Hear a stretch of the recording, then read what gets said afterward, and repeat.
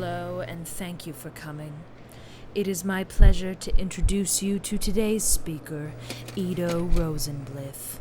In the time that I have known Ido, he has been able to construct a kind of personal cosmology that revolves around a fascination with the grotesque and dark social satire that informs the subjects of all his work. These images are populated with characters that always seem to be wide-eyed, warped, and awash in viscous tears. This compulsive point of study suggests a psychologically deep tradition, from the totemic moai of Easter Island and the eviscerating gaze of portraits by fellow Missourian James Edward Deeds, aka the Electric Pencil, to painterly influences such as Philip Guston and Dana Schutz.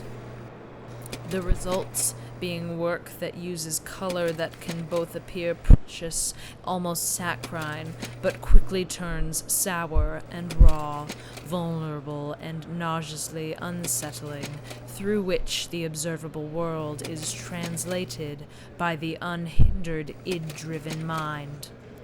Now I give you Ido Rosenblith.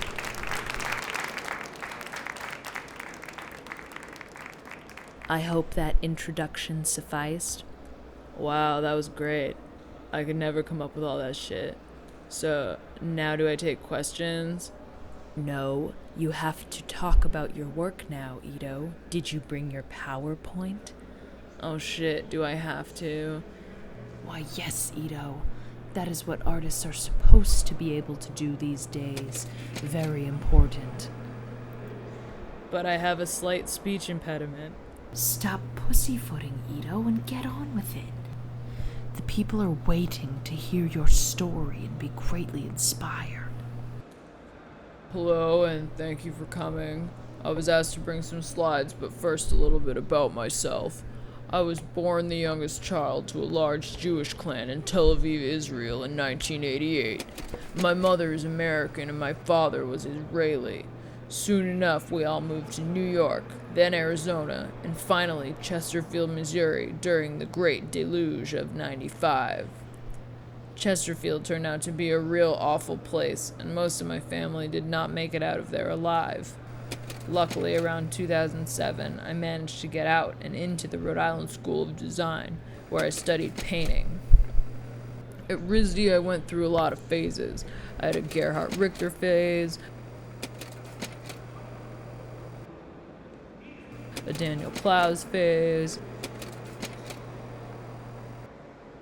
and so on. However, while I was living in Rome, I discovered the work of Philip Guston and started ripping him off almost immediately, realizing soon afterwards that for my thesis project at RISD, I should re-examine the events of my life that I was avoiding talking about.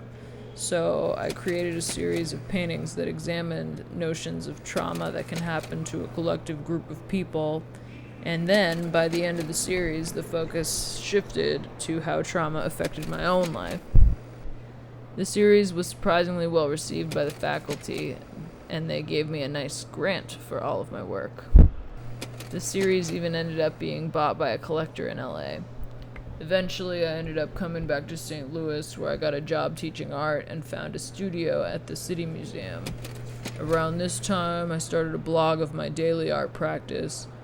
The blog, I guess, got some attention, and eventually a book of the drawings I posted on my blog became a nice little book called Pink. Here's a video of the book in action.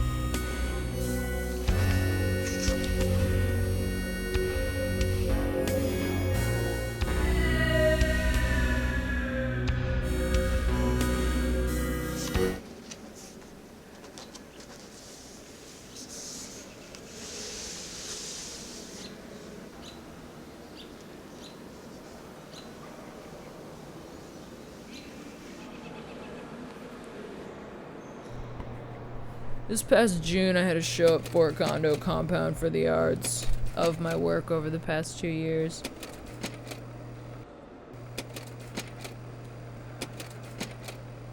So that brings us up to date, where I am currently in the middle of a new series called Low Spectrum, based on Ellsworth Kelly's Spectrum 2, which hangs in the new wing of the St. Louis Art Museum. The series is a kind of subversion on Kelly's notions and how power and purity can be achieved by showcasing pure color removed of the conflicting influences of imagery. In response, I instead created my own color spectrum, but filled it with problematic imagery that really distracts the viewer from those pretty colors. Okay, so that is it, folks. Thanks for listening. The end.